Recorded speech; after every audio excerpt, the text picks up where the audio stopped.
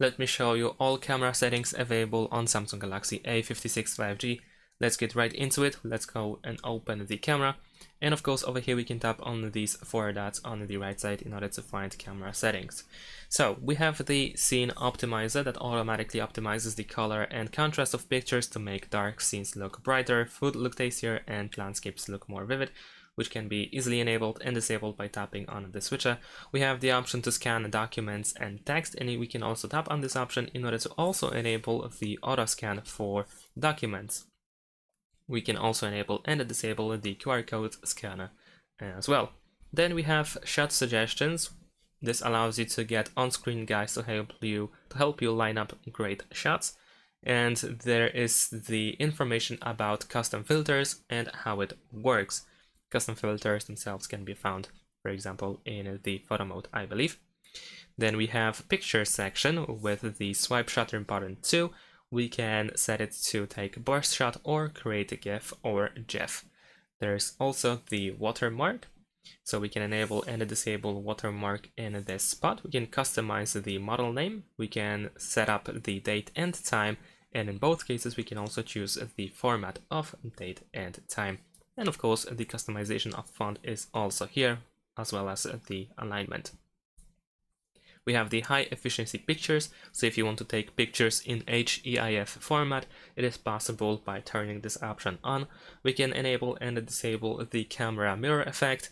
We have the swipe up and down gesture that allows you to switch between cameras, between the front and the rear camera. I'm going to show you how it looks like, so we can swipe, for example, up to quickly switch between cameras. We can also swipe down as well. So let's go back to settings. Then we also have the auto FPS, which is used to record brighter videos in low light conditions by automatically optimizing the frame rate in a video mode. We have the video stabilization and also the advanced video options, where we have the high efficiency video, so you can record videos in HEVC format. We have 360 audio recording. We can capture immersive 3D sound through your Bluetooth headphones with 360 audio recording. And then we also have the audio playback, which allows you to record videos while the music is playing in the background, and other audio as well. And playback will pause when using a 360 audio recording or a Bluetooth mic, so keep that in mind. There is also the automatic HDR option, composition guide, where we have the grid line and the leveler, and also location tags, which allows you to save the location where the photo was taken or where the video was recorded, so that you can go to the details of the photo or video and find out where it was made.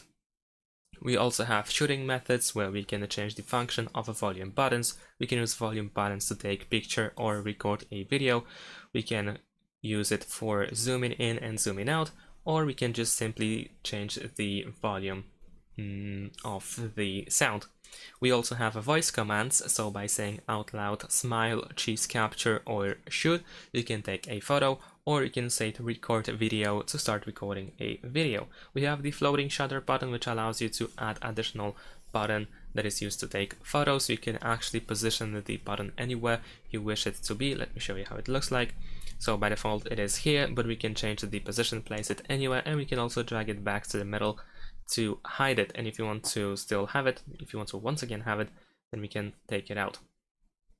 So let's go back to the settings, and we also have show palm, where we can show our hand to the camera, to the front camera for example, in order to take a selfie or to start recording a selfie video. Alright, and then we have also settings to keep, so you can decide if you want to maintain settings after you exit camera, so that when you return to the camera, these settings are still there. And we also have the vibration feedback. There's also Snapchat lenses in fan mode, so if you enable this option, we need to press agree. And if you switch to the fan mode, you should be able to find the different filters from Snapchat, which is pretty cool. So if you use Snapchat only for filters, to make those silly photos, you don't really need Snapchat anymore in that case. Besides that, we have permissions, the list of permissions. We have the option to reset settings, camera settings, sorry, and information about the camera and contact information. And that is essentially it. Of course, we have some camera features available for each mode by tapping on these 4 dots or by looking in the top right corner. And here in more, we have the full list of different modes available on this phone. Thanks for watching, leave a like and subscribe to my channel, and see you in my next videos. Bye!